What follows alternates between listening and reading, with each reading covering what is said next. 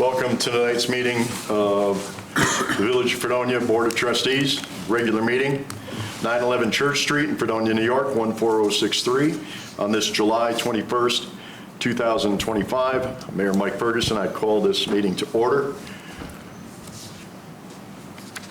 Roll call of trustees. Trustee Esperson. Here. Trustee Brockler. Here. Trustee Syracuse is not here. Trustee Twitchell. Here. Trustee Wendell. Here. Okay, before we stand for the Pledge of Allegiance, we have some business to take care of. Tonight we honor and mark the passing of James M. Sedota of Fredonia, New York, former administrator of this village for over 30 years. There's multiple administrations as well. Jim helped to move the community forward with every step. Born in Dunkirk, he was raised in Fredonia and continued his contributions to our community as the claims adjuster of the Fredonia School District right up to the day of his passing.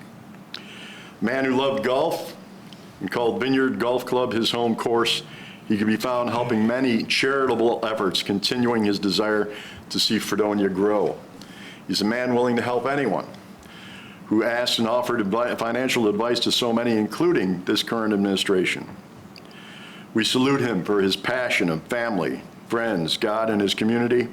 He is survived by dating, his 4 children, 7 grandchildren, and 4 great-grandchildren, along with nieces, nephews, and cousins. Known for his smile and his humor, he will be missed, but never forgotten.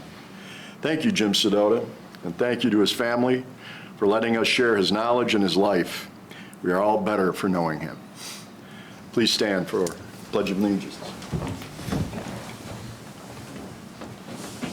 I pledge allegiance to the flag of the United States of America and to the republic for which it stands, one nation, under God, indivisible, with liberty and justice for all.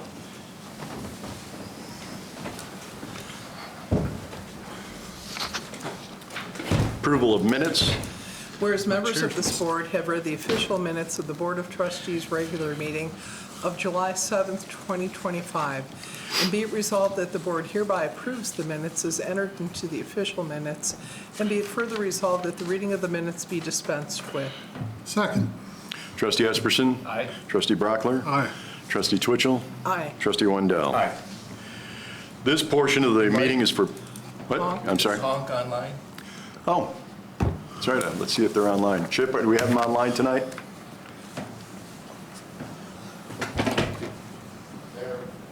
I think there are some.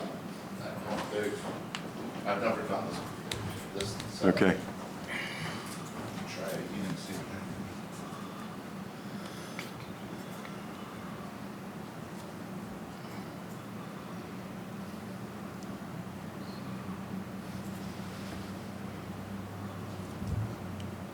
Right there. That button. There's us. What about the blue button up top? What's that? What about the blue one up in the right-hand corner? Okay. Well, just say it has to join. That meeting. Sounds like somebody's there. Hello. Hello. Oh, there he is. How are you? Good. How are you? Good, good. And yeah, I'm glad we got you on board there. So we're about to start the rest of the meeting. Okay. Please introduce yourself, and we want to let you know that these are the folks from the company Honk, who hopefully will be able to help us with our downtown parking situations. Absolutely. So my name is Brian Williams. I'm the Director of Enterprise Sales for Honk. I've been with Honk for a little over a year, and as well been in the parking industry for 14 years. So I've had conversations with quite a few of you in the area about how we can technologically advance your parking scenario and your parking program there in Fredonia. And then on the phone with me, I have Mia Brown, our COO, who has done many municipality launches and anything else. I don't remember how long you've been with Honk, Mia, now, but I think we're going on. Many years. Yeah, so. Seen it all. Yeah, so we have Mia here in case there are any questions on the system itself, or in particular, nuances to the rollout and everything. She has plenty of experience and is going to be facilitating this with her team. If you wouldn't mind explaining a little bit about about the company, about the processes that we've discussed for the people who are watching today? Absolutely. So within Honk, Honk is a mobile payment and platform as well as a parking management platform. What makes Honk unique is its ease of use for the users. There's no required app download. You are able to use our express checkout anywhere, as well as our text to pay checkout. If you would like to use an app, we have one available. We do that for many municipalities on street and off street. As well, we are able to do a permitting system, whether that's resident permits, or monthly subscriptions, or monthly permits, and allow parkers to be validated to park in areas for any specified amount of time. And then on the back end, you know, the city here or whoever is in control of this operation has complete access for functionality and able to change those rules and rates as they go on. Excellent. Excellent. You mentioned also that you don't necessarily need an app itself, merely a phone, but you can certainly use the benefits of the app if they needed to. That is correct. Okay, do you want me to, I'm going to show you just a quick screen Yep. of the sign. Ignore that it says Fort Lauderdale. I know we're in New York. We're right down the road.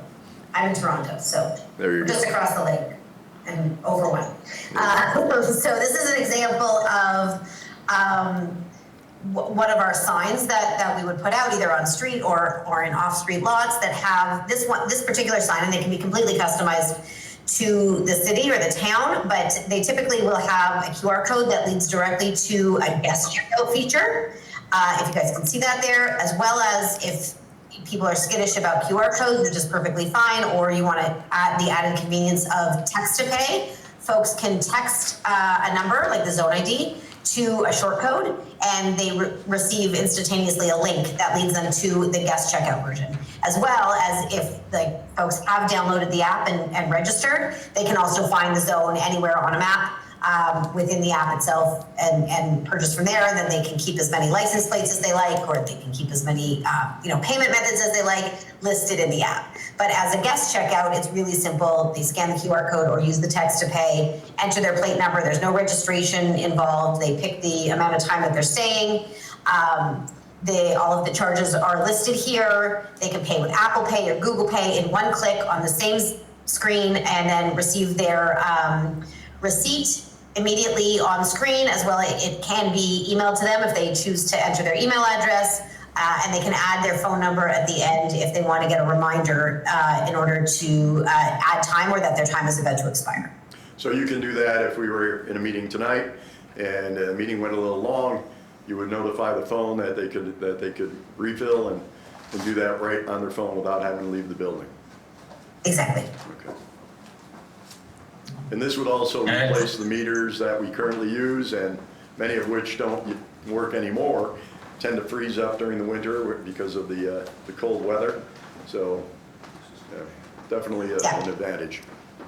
This is weatherproof and maintenance free.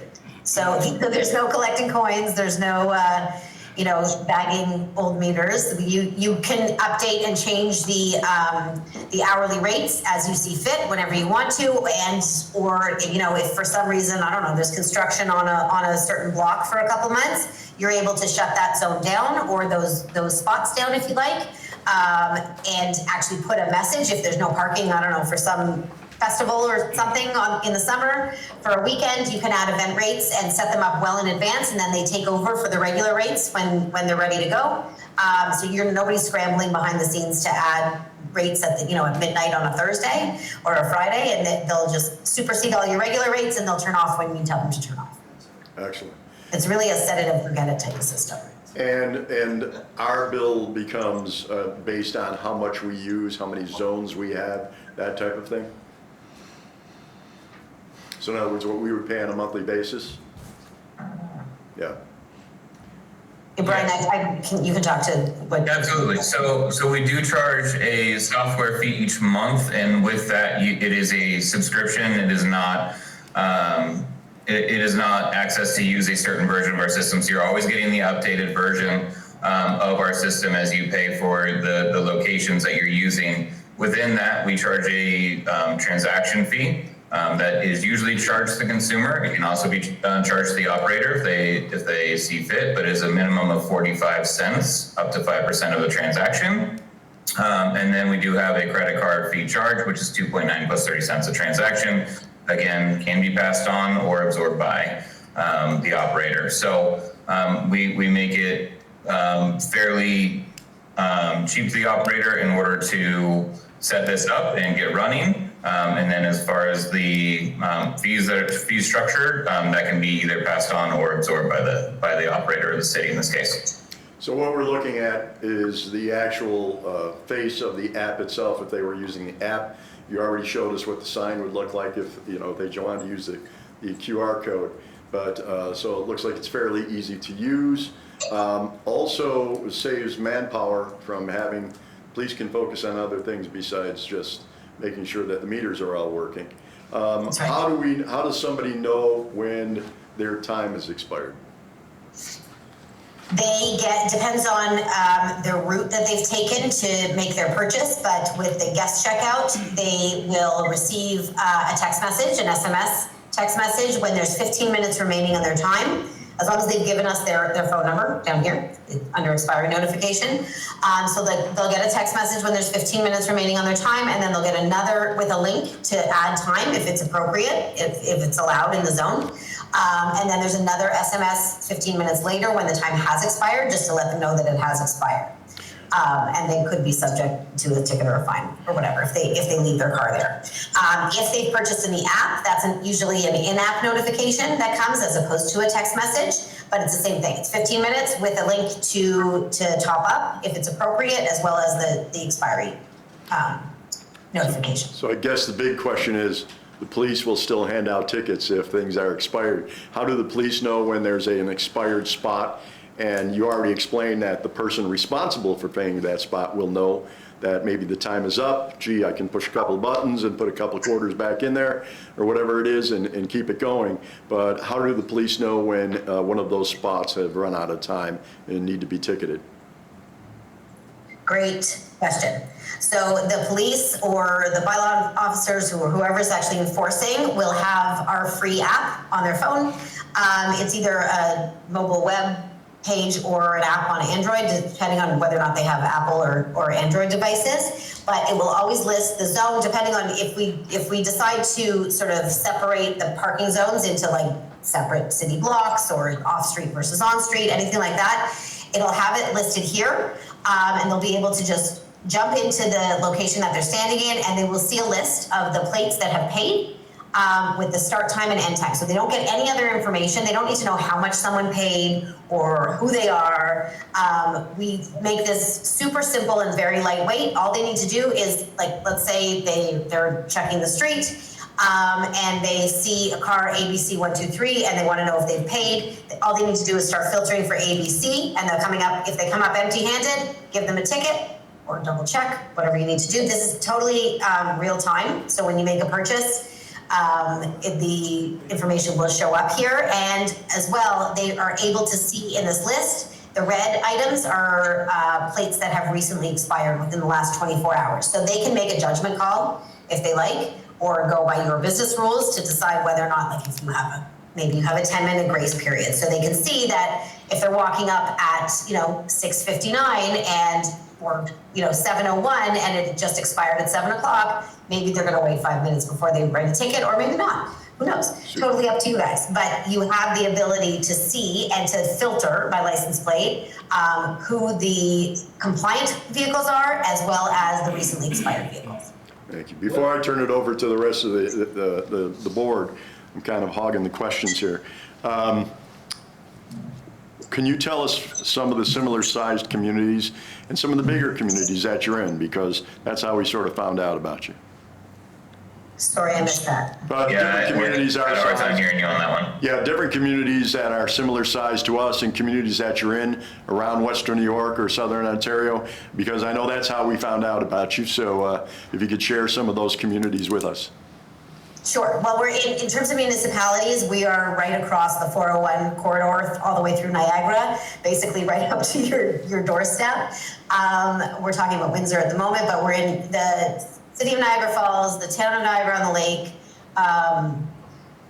Cobourg, town of Cobourg, everything along literally like Oakville, Brampton, Burlington, not Brampton yet.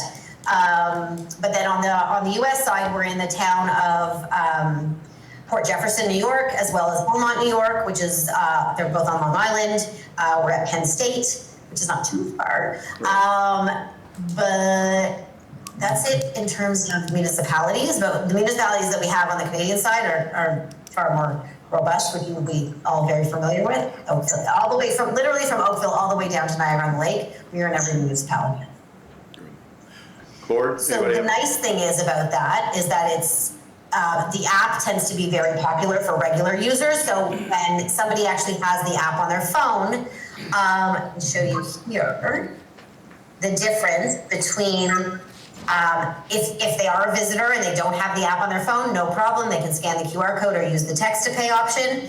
But if somebody does open their app, they're able to see on the map exactly where all of the honk locations are right across the board. So I don't know if it'll show up, but you can see they'll be all the way down to Burlington. We go past Hamilton. I think it's just too far. Like it'll geolocate you where you're standing. We're in the town of St. Catharines. So we're right across the lake, not a problem. But you're able to pick from the map when it launches on the map. So I can just say, oh, there's somewhere with free parking here. This happens to be in Burlington. And I can go and decide to, it's free parking right now. They don't charge after 6 p.m. So it just says free parking and I can be on my way. The system is smart enough to know that even if I am standing in the lot and I didn't open my honk app, but I did scan the QR code, if I have the app downloaded to my phone, the app will launch with all of my information preloaded into it, into this page where I'm standing, into the location. So yeah, so what's really nice is that everybody has the app literally in Southern Ontario and New York State, pretty much. But they don't have to, especially if they're a visitor or a transient parker. They can always just use the guest checkout. And typically we'll push people to download the app after their third or fourth guest checkout experience. Sure. Just because it's more convenient for regular users. Board members, you have any questions? What happens if someone parks and just walks away from their car, so they're not, they don't pay for it, they just leave, so it's not going to show up? I would think on that screen that you showed, so the police wouldn't know that they hadn't paid, correct? Correct. So the issue is if they, they come by and see a plate that is not in their list, either they're visually scanning their list or they're filtering for ABC 123 and it doesn't show up, they get a ticket. Because it doesn't show that they pay, or they do a double check for the meter if you're also leaving the meters there, or whatever other form of payment that you have. They will do a double check with the other form of payment, and then if there's really nothing going on, then it's ticket time. Okay. Well, the cost of the village you said was so month per zone, correct? And Correct. And the village can designate how many or how few zones we want to have. So it's completely up to us how many we have, right? So Yeah, totally up to you. Yeah. And it depends on how you sort of see the parking program working. If you're okay with somebody moving their car from, Main Street on this block to the off-street parking lot, then you can make it like the Village of Port Jefferson started with one giant zone. They were just happy if people paid. It didn't matter where you parked. It didn't matter if you moved your car from one block to another, because everything was the same price, and that's okay. I think when you get a little bit more sophisticated in terms of like if you're pushing people to actually move to the off-street locations where you want more turnover for, the BIAs try to encourage more people to park on the street at Christmas time or whatever, you might want to change if you have different prices, then you don't want to allow people to move back and forth to different spots. So you might want to make two different zones, one for off-street and one for on-street. But we can always work it out. Like if I wouldn't necessarily say that you need to have one zone per block. I mean, I don't think it would be financially smart for you guys to do that, but also it doesn't make sense for your enforcement officers either to be checking separate zones every block. I was gonna ask you, how many parking spots per And it's zone? confusing for people. They just want to. You could make the whole village a zone if you wanted Can to, you? or Okay. you can block it off. Okay. Yeah. And so there's no cost for the back office software, for lack of a better term, correct? Right. So we can have as many users as we need, right?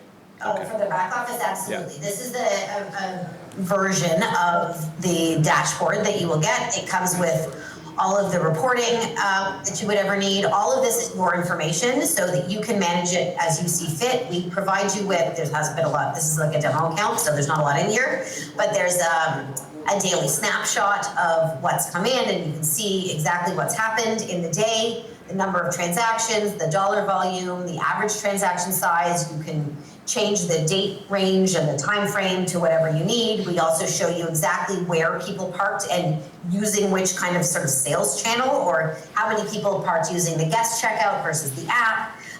We tell you how many people paid via credit card or Visa versus Amex versus Apple Pay.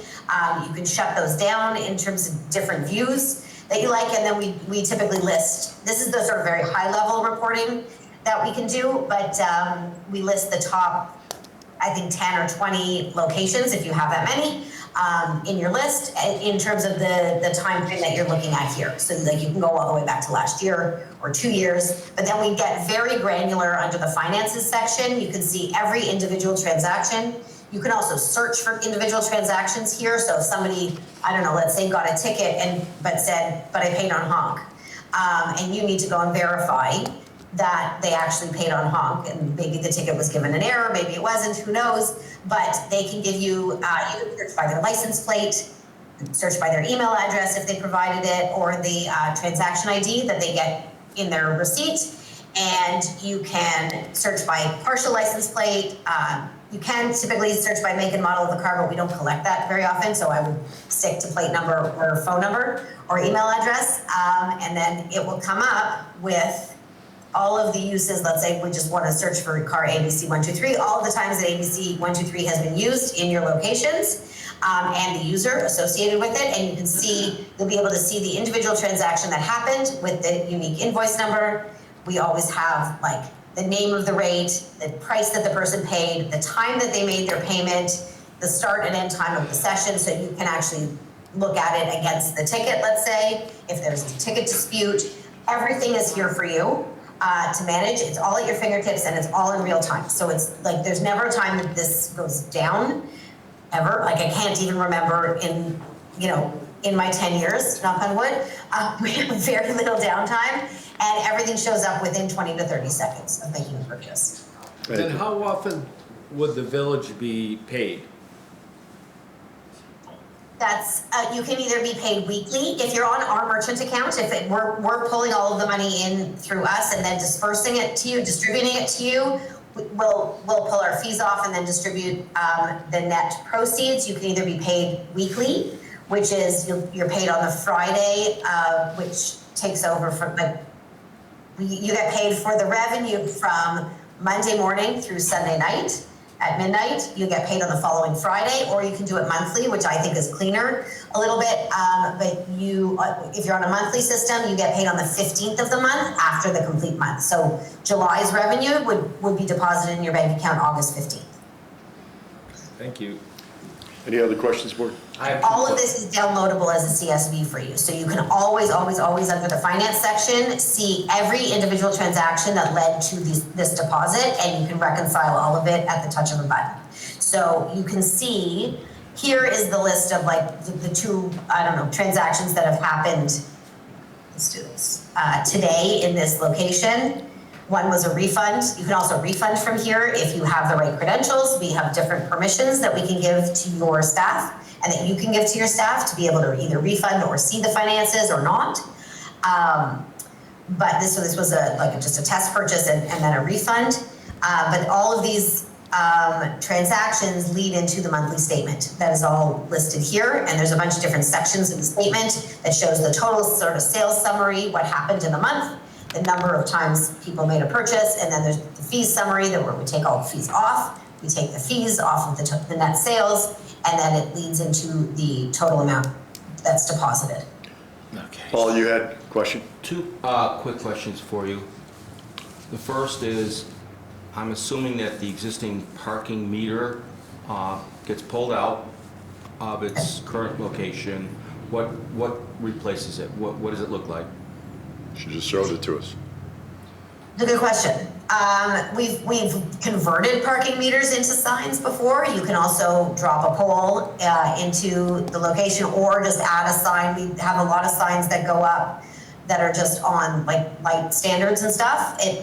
Our signs are typically 18 by 24 aluminum signs, but they can be anything you want. And we typically, like if it's on street, we usually say somewhere between like 1 to 2 signs per 10 to 20 spots, if that makes sense. So like either at the beginning or end of a block or somewhere in the middle where you would have had a paid display machine, let's say, so that people can actually see it. We've also had people literally sign every spot. I think it's a little bit of overkill.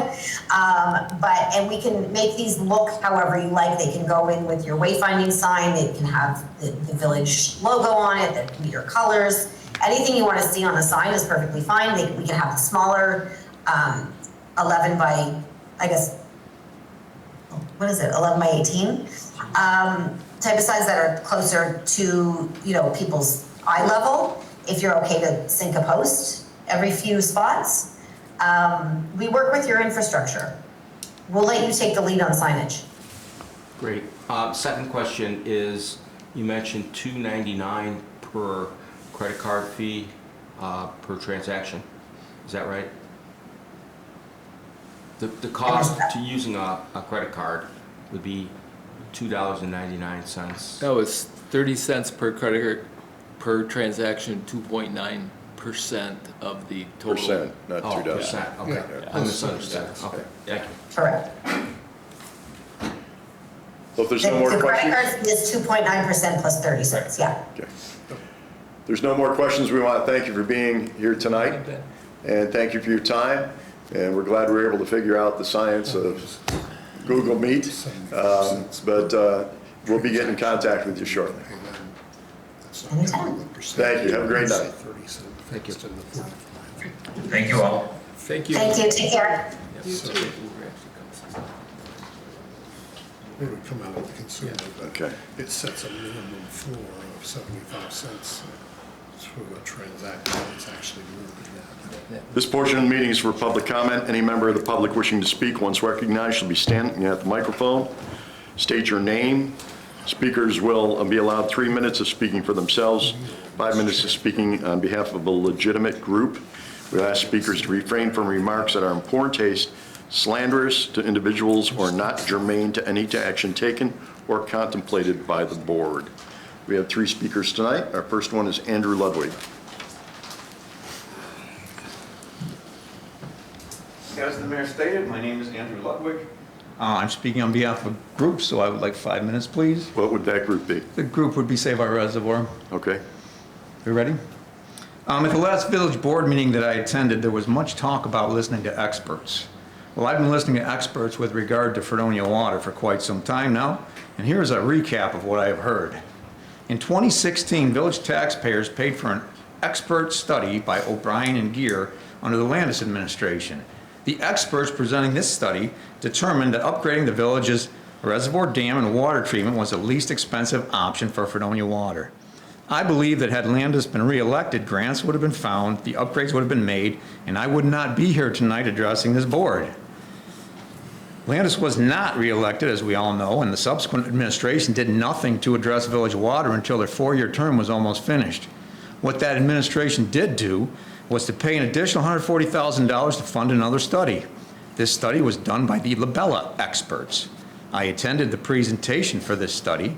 The experts presented 3 water options for Fredonia, and once again, according to their study, these experts indicated that upgrading the village's dam, water treatment plant, and reservoir was the least expensive course of action for Fredonia water. And yet the village board at that time decided that buying water directly from Dunkirk was the best option for water, despite vocal opposition from a large number of village residents. The Labella experts also informed that an environmental study was not necessary to move ahead with this course of action.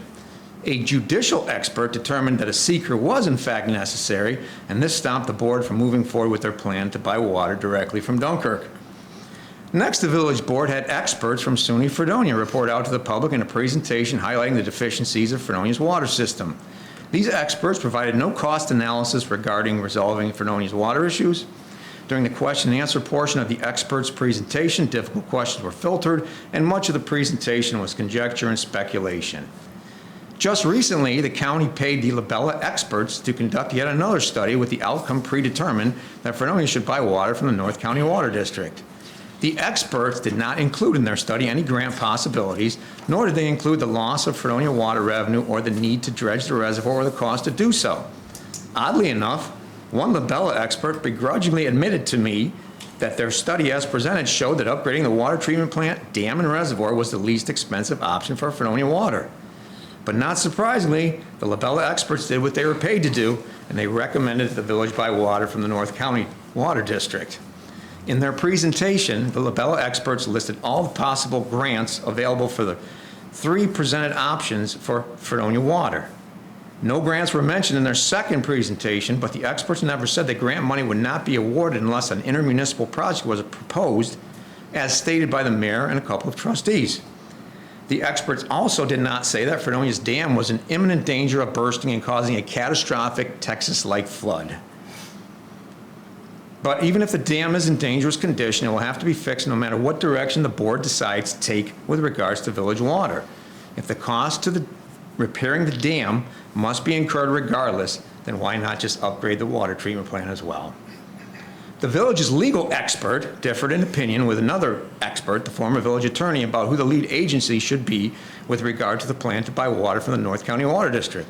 This expert also stated that an environmental study was not needed to move forward with this plan, even after the ruling by a judicial expert indicated otherwise with the previous plan to buy water from Dunkirk.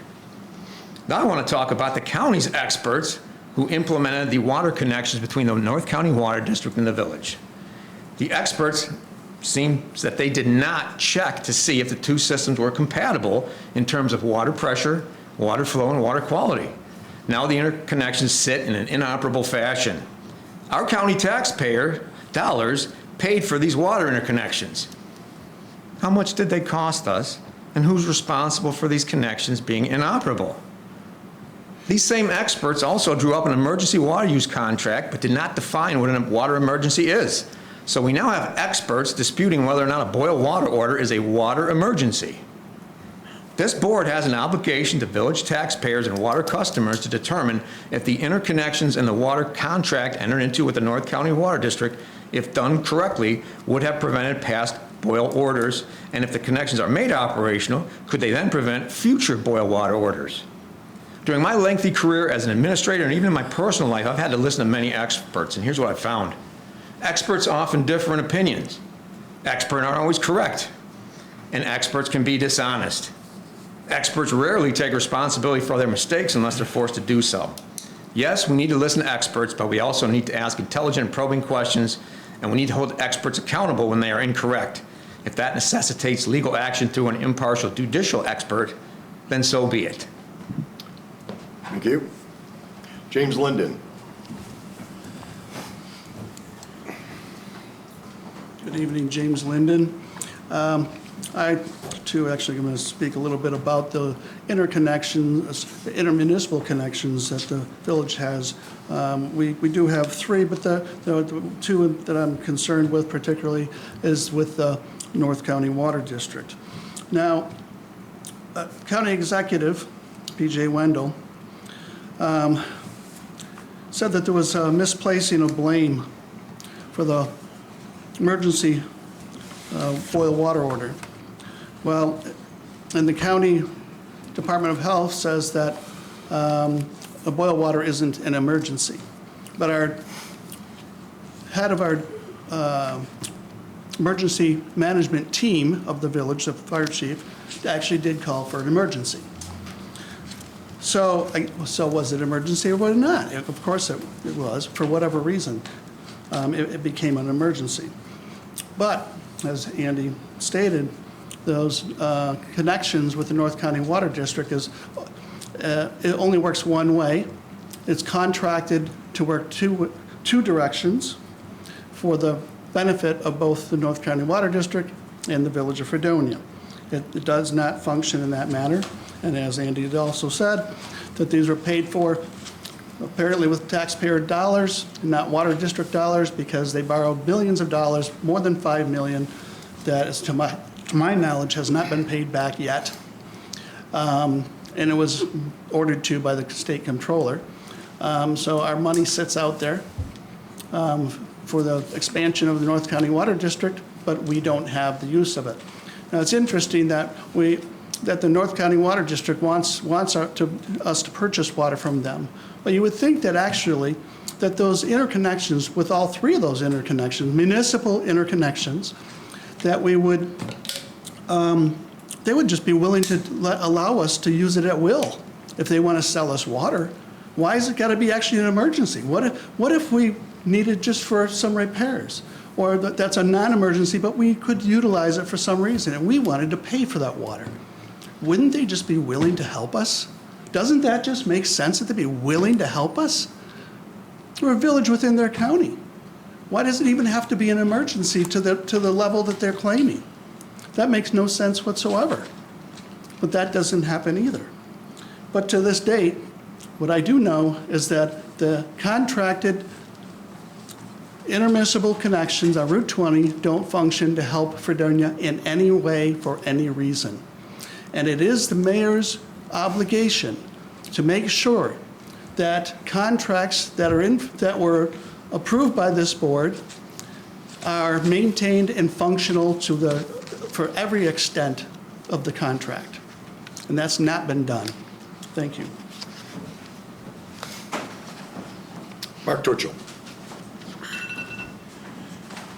Thank you, Mr. Mayor. Not about water, about a parking scheme that I feel is wrong-headed.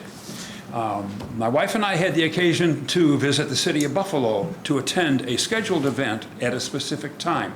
We pulled into one of their parking lots. I'm sure you're all familiar with these systems. My wife had a cell phone, I did not. We got out of the car, there were two other couples, and we all approached the parking meter thing, and none of us could figure out how to make the thing work. Now, I don't have a cell phone. I'm just totally clueless in this matter. But there were three experts with me, and none of us could figure out how to comply with the parking regulations of the city of Buffalo. Fortunately, we all came out of the scheduled event a few hours later, and nobody received a ticket, perhaps because it was a Sunday afternoon. But we read the sign carefully, and they said we were supposed to pay for Sundays too. So it's just not a good system to use. It is discriminatory against myself, I do not own a cell phone. How many other people in the village do not own cell phones by choice or by financial, concerns? Or what about people that forgot? Oh, gee, I left the house, I don't have my cell phone, I got cash, but I can't go into a store to buy something, because not only is it discriminatory, but it is an invasion of people's privacy.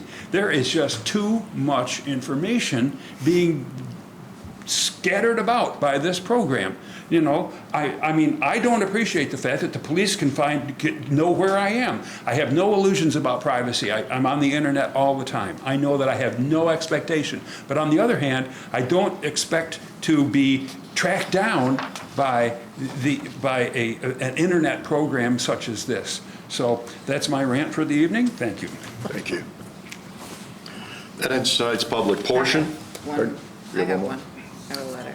Okay, we have a letter, sorry.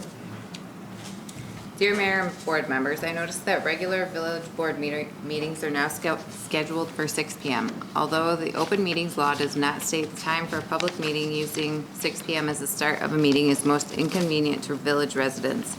The legislative intent of the open meeting law states that in the maintenance of a democratic society, public business must be performed in a manner that citizens are able to attend and listen to deliberation and decisions that go into making of public policy. Although no specific times for meetings are set forth in the open meetings law, Holding a public meeting during most people's dinner hour is most inconvenient to the public and not keeping with the intent of the open meetings law, which requires by citizens to be fully aware of and able to observe and to attend and listen to the deliberations and decisions of the village board. There is no reason to hold public meetings during dinner hour, which would discourage public attendance at board meetings. For many years, the time for meetings of the village board were either 7 p.m. or 7:30 p.m. Scheduling board meetings during dinner hours not in keeping with the spirit and intent of the open meetings law. I recommend that a more convenient and reasonable time be scheduled for village board meetings such as 7 p.m. or 7:30 p.m. It looks like the village board is doing what it can to discourage the public from attending village board meetings by using dinner time for holding meetings. Regarding the job description resolution for the fire lieutenant, this resolution should be subject to receipt by the village clerk of written approval of the Chautauqua County Department of Civil Service. Sam Drayle. Thank you. Correspondence. Do you have that?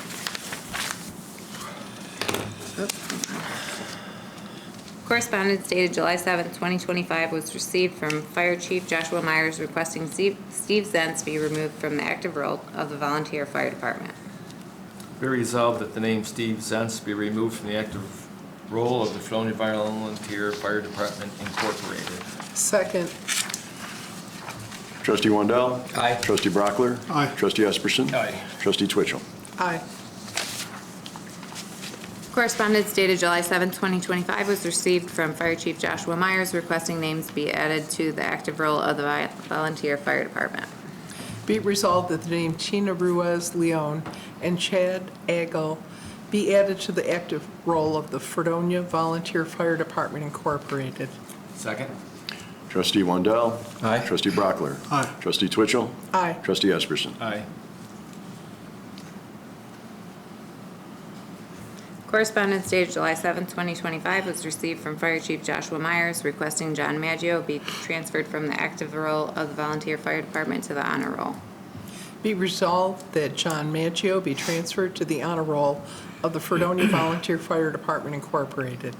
Second. Trustee Brockler? Aye. Trustee Wendell? Aye. Trustee Twitchell? Aye. Trustee Esperson? Aye. Correspondence dated July 11th, 2025 was received from Corbin DeSalle resigning his position with the village effective immediately. Be it resolved that the resignation of Corbin Dissel employment is effective immediately. Second.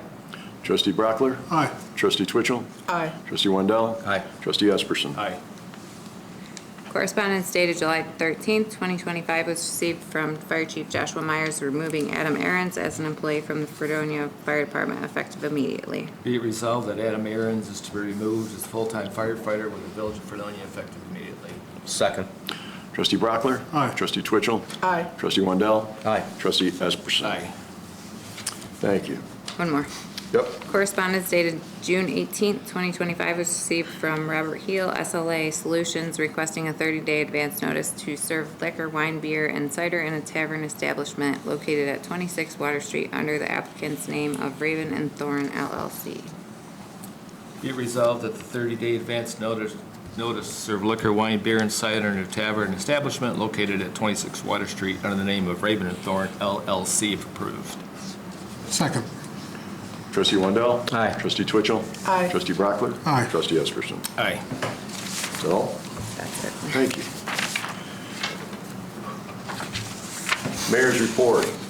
I want to thank Fire Chief Josh Myers, his team, emergency management staff for the great job that they did in the unfortunate need to distribute water during the latest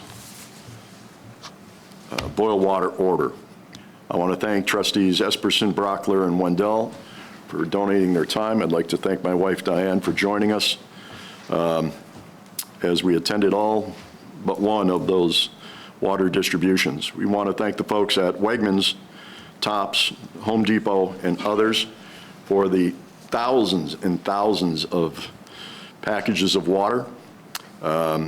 We also want to let everybody know that a state of emergency needed to be called in order to get assistance from New York State, who also, through Governor Kathy Hochul and Frank Puglisi, had thousands of cans of water sent through the FEMA program to the village. So we want to thank them for that help. We have paving coming up on Chestnut Street in August. We'll be paving the entire length of that. And right now, they're doing some paving, or not paving, but patchwork on Gardner Street. And as you can see, if you've driven down Route 20 in the village, that the state has already started on the paving of the big project of the summer there. We also attended the meeting of the hospital here at our workshop. We're proud to say that they're presenting us, there's a drawing behind us, with an even bigger footprint than originally projected, and there'll be a public hearing on Wednesday, correct? Correct, Wednesday, in this room, for any questions that you may have and for approval by our board, or the zoning board. Was happy to take part in Tim Horton's annual Camp Day. Now I know what I can be doing after this, serving coffee through the drive-through window, and met a lot of great people from Fredonia and the Dunkirk area. Also want to thank Larry Fiorella for his time, his dedication to the Village of Fredonia, and his time as president of Festivals Fredonia. Larry has done a wonderful job bringing hundreds of thousands of people from all over the world in the U.S. to our village to take part in various festivals and events throughout the year and throughout his career. We appreciate it, Larry, and we appreciate that you're finishing out the year with a bang. We're going to have some fun coming up very soon. With respect to something Mr. Twitchelak, we are not taking away all parking spaces, all free parking spaces. Both east and west parking lot would remain as free parking spaces for the time being. These would be on-street parking. When I was with the Jamestown Center City group looking at parking downtown, we discussed it, and it's a double-edged sword. You'd love to have no parking at all and not charge for parking, but suddenly owners and employees and everybody take those parking spaces, and now the people that are coming to town have no place to park. We don't have that problem with two pretty big parking spaces behind our businesses, and kind of unique because we have businesses that enter and exit through both sides of the building on one part of the property, on both sides actually. So that's a nice thing to be able to have. So if this comes across, we still will have plenty of free parking in the downtown core. So with that, that's the end of my report. We'll get into trustee committee reports. Trustee Twitchell. Yes, thank you, Mayor. Last week, I met with the mayor and Trustee Wandel, along with Representatives John Parch and Jeff King, of a class action settlement against manufacturers of the toxin PFAS. The settlement allows for payments to communities whose public water sources are impacted by PFAS contamination. Although the Fredonia Reservoir contains only a trace level of PFAS, it is possible for the village to qualify for settlement money. I hope that we follow through with this possible source of revenue. And as many of us also did, I watched the video of last week's meeting of the Chautauqua County Board of Health. We learned that it is the responsibility of village officials to declare a boil order. And although village officials may declare a boil order an emergency, the county health department does not consider it an emergency. We also are informed that even if the existing connections between the village and the county were functional, the village would still need to declare a boil order. This is puzzling since the village has historically received water from the City of Dunkirk's Vineyard Drive connection without declaring a boil order.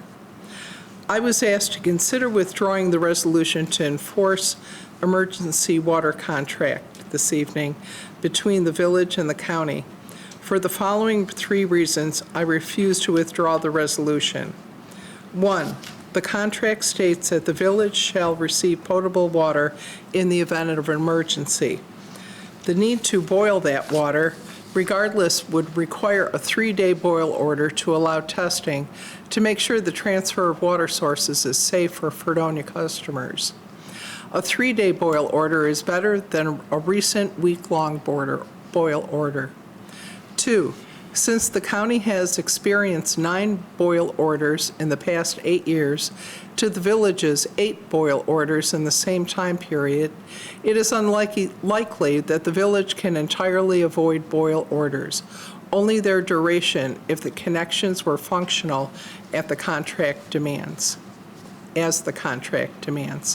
3, the contract does not say the village needs to take action to receive emergency water, but the village is unable to receive water from the county, even while the village has honored the contract by supplying water to the county.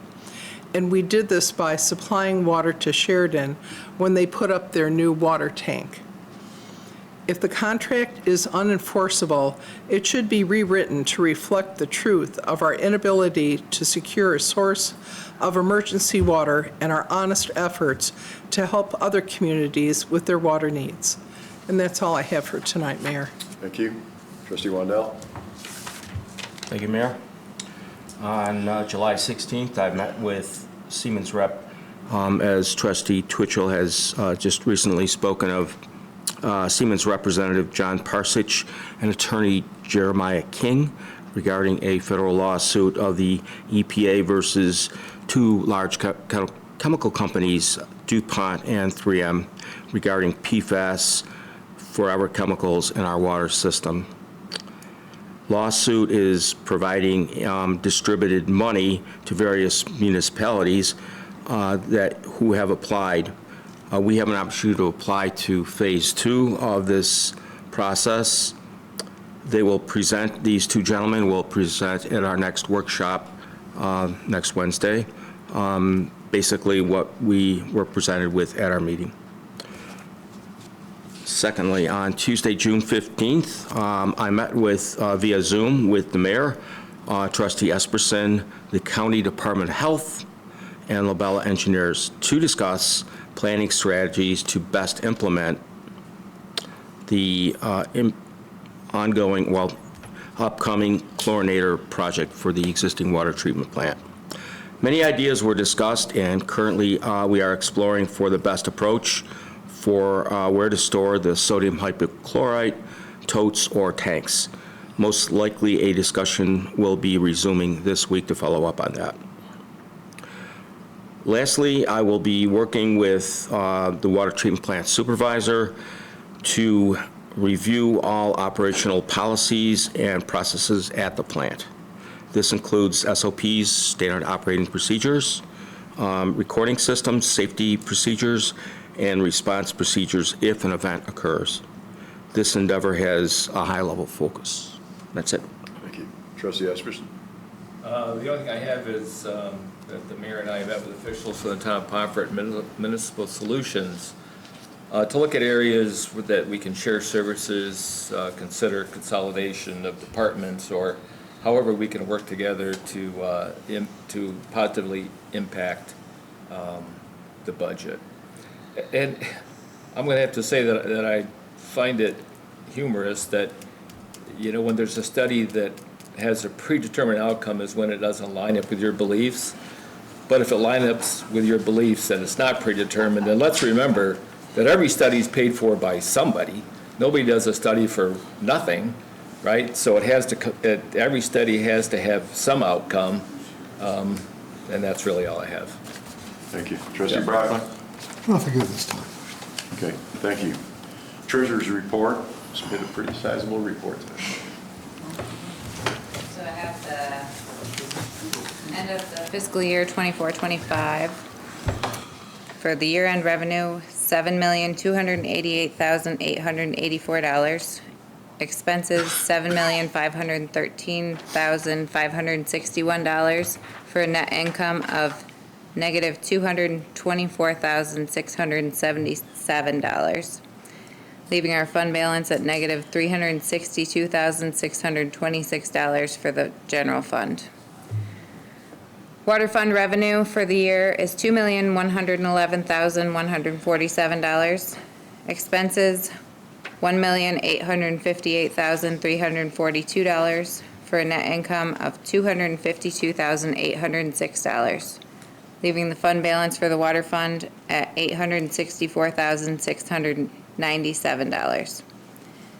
The sewer fund has a year-end revenue of $1,873,722. Expenses, $1,980,174 for a net income of negative $106,452, leaving the fund balance at $678,274. Thank you. Code enforcement, you have that? For the month of June 2025, building permits issued 27, inspections 68, certificate of occupancy 61, certificate of compliance 9, violations found 10, violations satisfied 5, fees collected, building permits $3,527, rental fees $670, certificate of compliance $990, plumbing license fees $300, hearings, water, sewer $1,300 for total fees $3,787. Rental inspections 9, renewals 6, property maintenance found 11, removed 6, junk cars and parts found 2, removed 1, annual fire inspections 10, complaints 5, 2 satisfied, 2 stop work orders. 27 permits generated $3,527 in revenue. The estimated cost of work for the month of May was, was it May? May was $321,716. I thought that was the June report. Thank you. I do want to commend Chuck and his crew. There's been a lot of action taken against properties that needed, we're already into mid-July, and there are people that needed their properties to be up to snuff, to be up to code, and they've gotten quite a bit of business done, so we want to thank him for that. But we also want to thank developers in our community for the increase in new projects and things that are happening. And of course, we got more along the way, so. Justice report?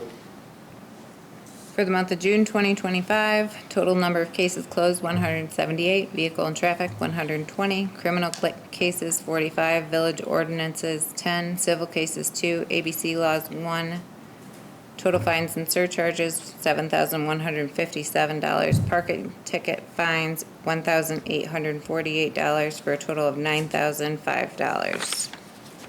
Fire department. Fire department responded to 180 calls for service during the month of June 2025. Of the 180 calls, 119 of them were emergency medical response calls. EMS billing received was $40,346.35. $6,814.55 was assigned to the collections agency for EMS billing. One last thing before it's more of a comment from me than it is anything else. We talk about the fire department, we talk about the fire department a lot. We talk about EMS, we talk about paramedics. 82% of all calls that go to that building are medical calls, people for ambulance or for health reasons. 82%. The rest are fire-related or throughway-related.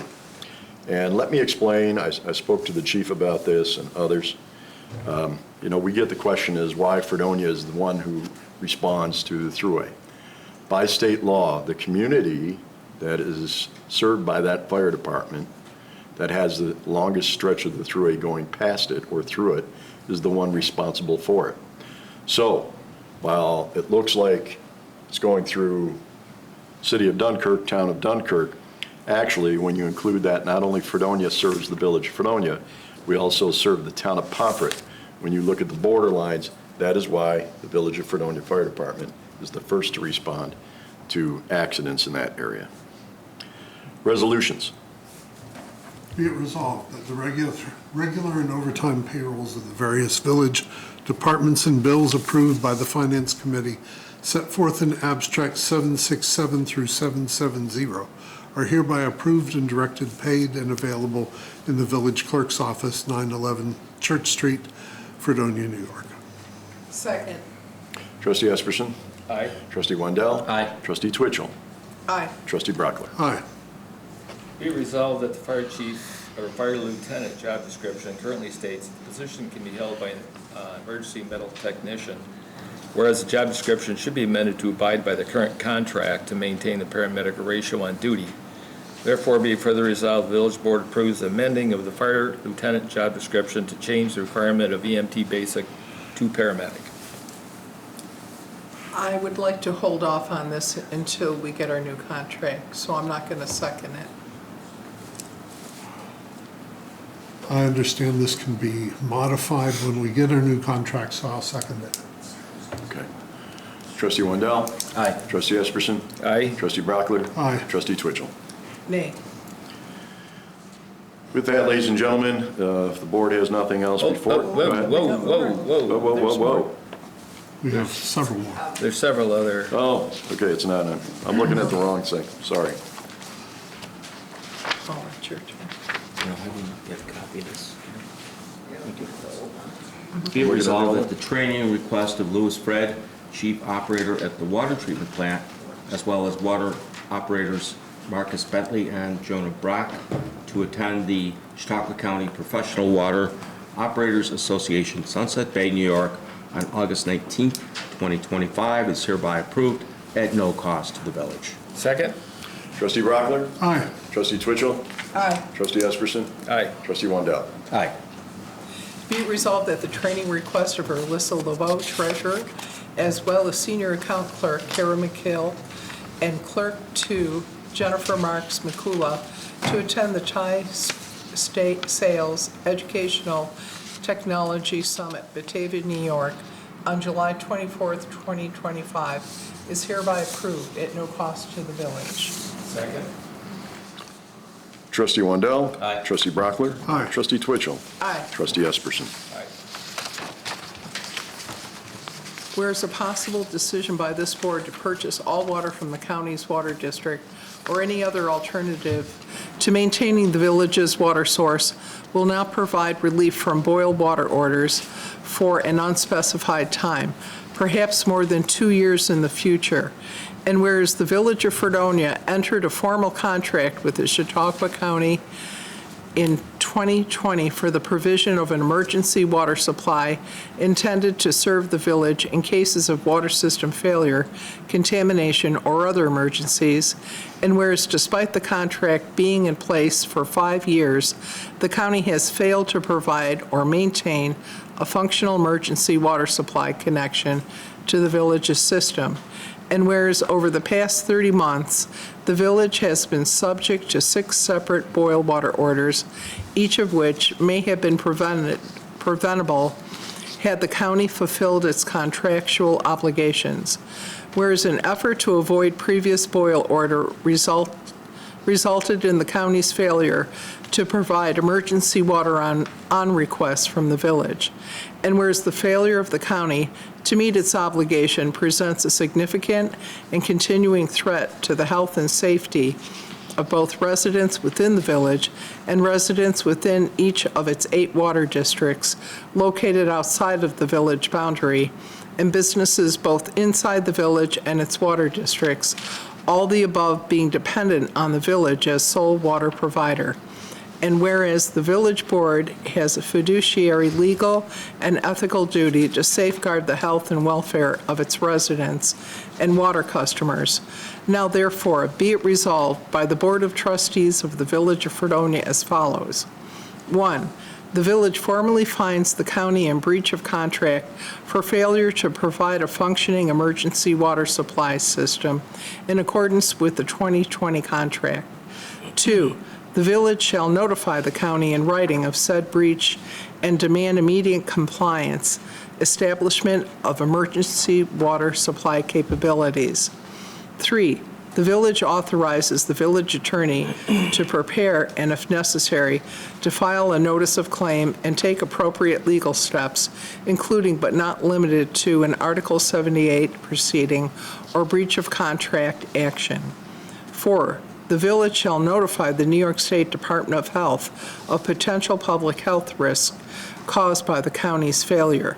5, the village will pursue formal policies to adequately oversee proper management of its water treatment plant, in addition to seeking alternative funding and infrastructure options to protect its residents and its water customers from future water emergencies.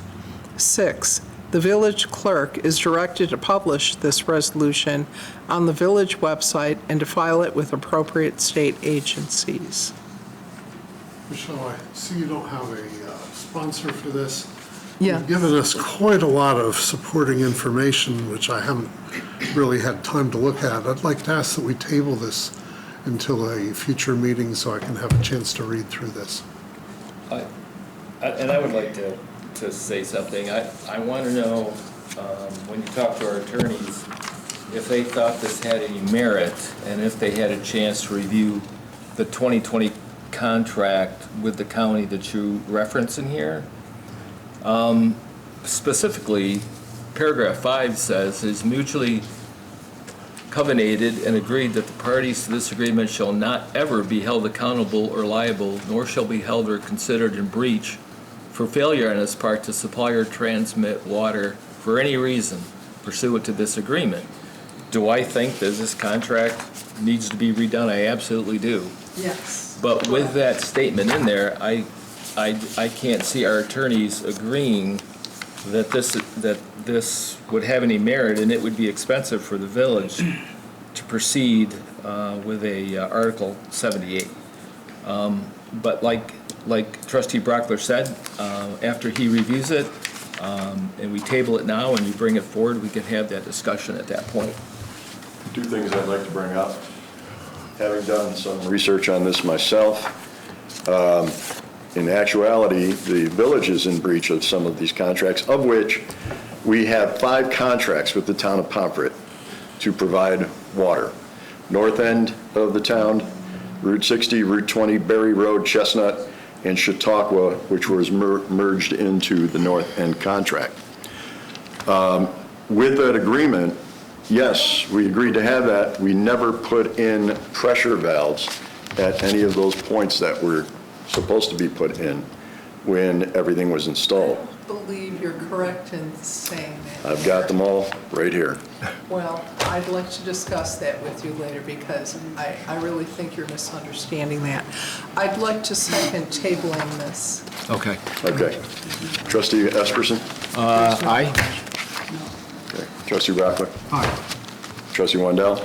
Yeah, I agree. I would say aye. I just want to comment that reading through the contract, there was no mention about what you just mentioned about pressure reducing valves. Right. So there's no reference to any kind of interconnection hardware, which essentially is what's required. Which is required. And that's vague to me, so Well, this needs to be further explored. Right, and actually, somebody from the county health department said that those connections were tested and they were operable and they passed inspection. Do you have a date on that? Do you know when that was? I don't have a date on that, but I'd be happy to get you Okay. one. Okay.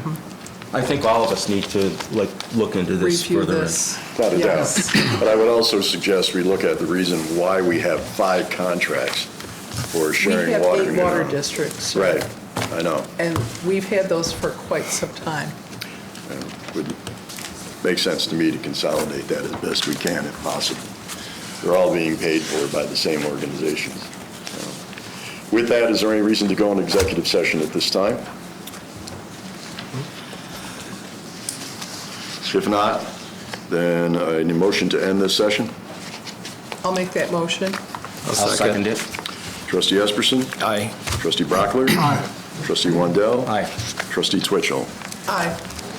Okay, ladies and gentlemen, the next Village of Fredonia Board of Trustees workshop will take place Wednesday, July 30th at 9 a.m. Board of Trustees meeting on Monday, August 4th, 2025 at 6 p.m. in the trustee room, second floor, Village Hall, board meeting where we are right now. I want to thank Chip and Cable for broadcasting tonight's meeting, and we look forward to seeing everybody this summer. At 6 o'clock, sir. They changed it. We changed the time of it, and the Cape Public knows.